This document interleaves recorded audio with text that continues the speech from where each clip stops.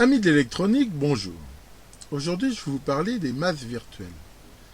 On va voir que c'est quelque chose qu'on utilise beaucoup en électronique et qui permet généralement, entre autres, de se passer d'alimentation double dans les montages à amplificateurs opérationnels. Alors, voyons un petit peu comment ça marche. Montage d'amplificateur, par exemple, avec un amplificateur opérationnel, comme par exemple ici ce montage très classique d'amplificateur inverseur, on voit que sur un ampli up, il y a une alimentation positive, une alimentation négative, deux entrées, une sortie. Il n'y a pas réellement de connexion de masse. En gros, si on veut faire quelque chose de simple, on va dire que l'alimentation négative et positive de l'ampli up, ça lui dit son domaine de jeu. Alors, en gros, ma sortie va varier entre V- et V+, et mes entrées entre V- et V+. En gros, c'est comme ça. C'est normal, quelque part, il ne peut pas générer de la tension dans un sens ou dans l'autre. Donc la tension de sortie, elle est égale à la différence entre les tensions d'entrée avec un gain très grand. Bon, sans rentrer dans le détail, généralement, quand on travaille avec un ampli up, l'ampli up, lui, il travaillera avec une différence de tension entre les deux entrées qui est nulle. Et on va dire que, vu que la différence ici est nulle, très souvent, la tension de sortie ici sera référencée par rapport en fait aux entrées. Donc dans un montage comme ça, très classique, où on met le plus à la masse, c'est-à-dire que la masse, ça va être le point de référence du signal d'entrée, hein, par exemple aussi bien en continu qu'en alternatif, et ben on voit que au repos, quand ici il y a 0 volts, et ben l'ampli il essaye de mettre à la sortie ici une tension de telle façon à ce qu'il y ait la même tension à cet endroit-là. Donc, si on voit qu'il y en a 0 à l'entrée, il mettra ici 0 à la sortie. Mais 0 par rapport à quoi? Toujours relatif par rapport à la masse. Donc ici, dans un montage comme ça, un ampli up, il va s'alimenter, typiquement c'est en moins 15 volts plus 15 volts. Ici, on a 0 volts. Et dans un système comme ça, eh ben, ça marche bien. On a ces deux alimentations. Et même si ici je mets un signal alternatif, il variera autour de ce point moyen qui sera ici la masse. Le problème, c'est que des fois, on n'a pas cette double alimentation. Mettons qu'on a une seule alimentation de 12 volts et qu'on veut faire le même ampli. Si on mettait le signal par rapport à la masse, c'est-à-dire par rapport au V-, comme on voit à 12 volts, on voit que quand le signal d'entrée qui est alternatif, il est positif, ça marcherait, mais quand il est négatif, il va devenir plus petit que l'alimentation négative, ça va pas le faire. Donc, dans un cas comme ça, ce qu'on va faire, on va fabriquer une fausse alimentation séparée, en fait, c'est ça qu'on appelle une masse virtuelle, on va dire, pour rapport, on va dire, aux signaux, la masse, on va la définir comme étant typiquement la moitié de l'alimentation. Voilà, on va faire ici par exemple un pont diviseur, et faire que la tension ici va être considérée comme le 0 volt par rapport au signal alternatif, et notre signal est toujours alimenté en V plus, V moins. Mais c'est vrai que si on compare par rapport à ce point-là, il est bien alimenté, si c'est 12 volts, en moins 6 volts et plus 6 volts. Attention, c'est toujours référencé par rapport à quelque chose. Alors ça marcherait très bien. Alors le problème, si on fait ça, bien sûr, c'est que si le signal est par rapport à la masse ici, il va y avoir un petit problème, parce que au niveau continu, ici, lui, il va avoir la même tension que sur cette entrée-là. Donc là, dans un cas comme ça, on verra qu'on va mettre ici des condensateurs qui ne laissent passer que le signal alternatif. Un montage comme ça, typiquement, il va bien amplifier le courant alternatif qui va venir ici à l'entrée, mais pas le courant continu. On s'en fout, le courant continu, justement, on va le fixer ici par rapport à cette masse virtuelle. Alors, c'est un exemple de masse virtuelle, il y en a plein d'autres. Qu'est-ce qu'on veut faire avec une masse virtuelle? C'est ça en fait qui est important. C'est se dire, je veux avoir un point dans mon circuit qui est considéré comme constant, quelle que soit la charge. C'est ce qu'on fait déjà avec les alimentations. Les alimentations, elles ont ce qu'on appelle une résistance interne, aussi même en alternatif, on appelle une impédance, qui doit être la plus faible possible. On considère que dans le montage, la tension V- elle ne bouge pas, la tension V+, elle ne bouge pas, donc on s'attend à ce qu'une masse virtuelle ici, elle ne bouge pas non plus. Et on l'a fait ici avec deux résistances, il ne faut pas non plus qu'on tire dessus trop de courant. Pour vous montrer ça de façon vraiment plus simple, je vous ai fait un petit montage. Je vais bien mettre ça en évidence. Alors, c'est quoi mon montage? Mon montage, c'est dire, voilà, je fabrique une masse virtuelle avec 2 résistances. Je considère que j'ai un signal dont la charge, par rapport à cette masse virtuelle ici, je m'attendrais à ce que ça soit une charge de 1 kilo ohm. Et je vais mettre dessus un signal et vérifier la tension ici, à l'entrée, donc là, le silo 1, et ici la tension de ma masse virtuelle, sachant qu'elle est censée pas bouger. Le condensateur que j'ai mis là, il compte pas, je veux dire, il sert simplement à isoler du point de vue continu le générateur. Et ici, on va faire différents essais avec différentes valeurs. Alors, pour bien comprendre cette notion de masse virtuelle, il y a une analogie qu'on peut prendre, qui est très simple, et que tout le monde connaît, c'est, on va dire, c'est le système de l'étau. On a tous un jour essayé de scier un bout de bois comme ça dans le vide.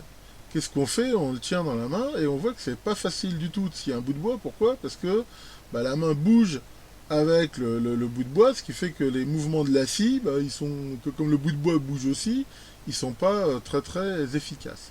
On peut voir un peu ici la masse virtuelle pareil. Normalement elle n'est pas censée bouger, et quand il y a le signal ici d'entrée qui va bouger, si elle n'est pas assez fixe, elle va bouger aussi, alors qu'elle ne devrait pas. Dans l'idéal, hein, oscillo 2, ça ne devrait jamais bouger, en alternatif, oscillo 1, ça devrait bouger. Et là, on va faire différents essais avec différentes valeurs de résistance et voir un petit peu ce que ça fait. Alors, voyons ce que donnent les mesures. On voit ici donc le montage avec en jaune en haut le signal d'entrée et en bleu en bas le signal sur la masse virtuelle. Alors, on voit que c'est très très mauvais parce que on voit qu'il y a presque autant de signal sur la masse virtuelle qui devrait être immobile que sur l'entrée. Donc ça, c'est avec des résistances de 100 kΩ. Avec 10 kΩ, on voit que ça s'améliore. Il y a 15 volts sur la masse virtuelle, mais ça reste encore énorme. 1 kΩ, ça s'améliore nettement. 20 volts en entrée, 5 volts en sortie. 100 ohms, là, ça s'améliore encore très nettement, 2 volts, c'est-à-dire qu'il y a 10 fois moins sur la masse virtuelle qu'à l'entrée. Enfin, 2 volts, ça reste encore énorme. Donc ici, on voit très nettement que plus la résistance ici du pont diviseur diminue, moins le signal bouge ici par rapport à la masse virtuelle. Mais il y a un prix à ça. Le prix, c'est que faut faire passer de plus en plus de courant dans la résistance à 100 ohms. Sous 12 volts, ça commence à faire passer du courant. Donc si je continue le raisonnement et je mets 10 ohms, voire 1 ohm, alors c'est vrai que ça va quasiment plus bouger, mais si je mets 2 résistances de 1 ohm, ça va me faire 2 ohms, ça va me consommer énormément de courant qui va être dissipé en chaleur au niveau de la masse virtuelle. Donc ça, c'est pas très, très top. Alors une solution, vu qu'ici on veut travailler en alternatif, c'est de mettre un condensateur en parallèle sur cette résistance-là, ou même sur les deux, souvent on met sur les deux. Ce qui fait qu'en continu, je vais bien rester ici avec un potentiel à V sur 2, mais en alternatif, l'impédance du condensateur court-circuitera ici la résistance. Donc là, on va refaire la même mesure, mais en mettant 2 résistances de 100K et un condensateur de 470 microns. Alors voyons ce que ça donne. Alors avec le condensateur, là on voit que c'est vraiment excellent dans la mesure où on voit que maintenant j'ai une masse virtuelle ici avec un signal à 1 kHz qui est vraiment excellent, qui est de l'ordre de 1,2 volts. Alors le prix à payer, c'est que là si je baisse la fréquence, là je suis à 10 Hz, on voit que déjà l'amplitude elle augmente, ce qui est normal vu que l'impédance du condensateur diminue. Mais surtout, on voit qu'il y a un déphasage entre les deux tensions. Ça, c'est normal, vu que le condensateur ici il est réactif. Il impose ce déphasage entre le courant et la tension, et des fois, ça peut être gênant. Donc voilà, on voit que le fait de mettre ce condensateur, ça a vraiment beaucoup amélioré, mais ça a quand même des inconvénients. On voit que l'inconvénient, comme je vous l'ai montré, c'est que ça implique un déphasage plus ou moins important entre la tension et le courant qui des fois peut être néfaste. Et en même temps, le problème c'est que l'impédance ici de ma masse virtuelle, elle dépend de la fréquence, elle n'est pas fixe. Et ça, des fois aussi, ça peut être assez gênant. Donc Philippe, là tu nous parles de problème, parle-nous plutôt de solution, ça sera plus sympathique. Et il y a une solution, c'est de faire une masse virtuelle, on va dire active. Si on reprend cette analogie du bout de bois qu'on veut scier, hein, sachant que une des solutions c'est de le mettre sur un étau qui bouge pas, mais ça serait comme ici, comme j'ai dit, mettre des résistances très faibles entre les deux alimes, ce qui consommerait beaucoup de courant. On peut imaginer quelque chose d'intelligent. C'est un système où dès qu'on voit que on veut déplacer le bout de bois, bah, lui il va faire une force dessus pour compenser de telle façon à ce qu'il reste immobile. C'est typiquement ce que va faire ce montage-là. Ce montage-là, c'est un montage aussi très classique.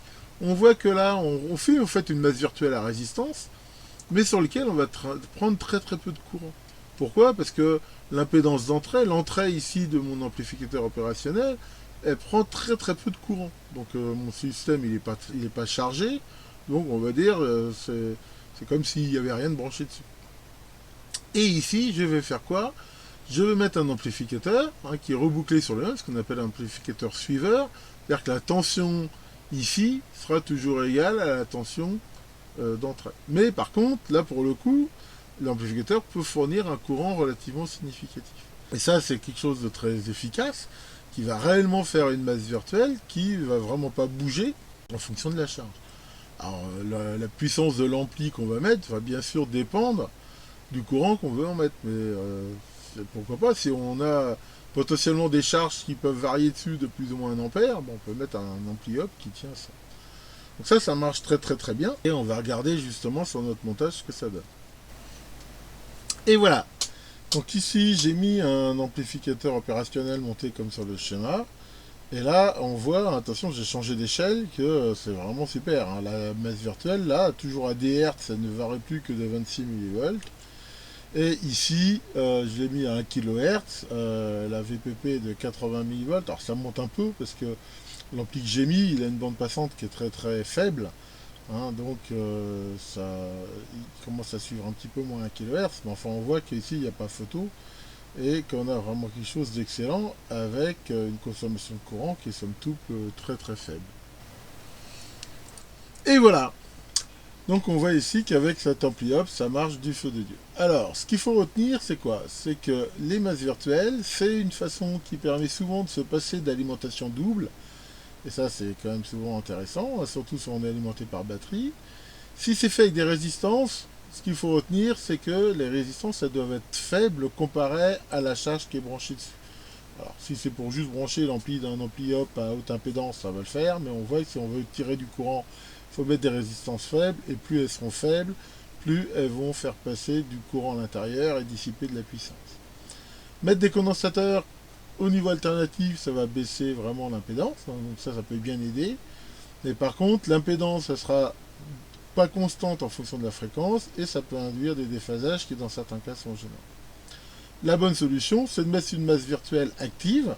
Donc ça, on peut le faire avec des ampli up, avec des transistors, avec pas mal de choses.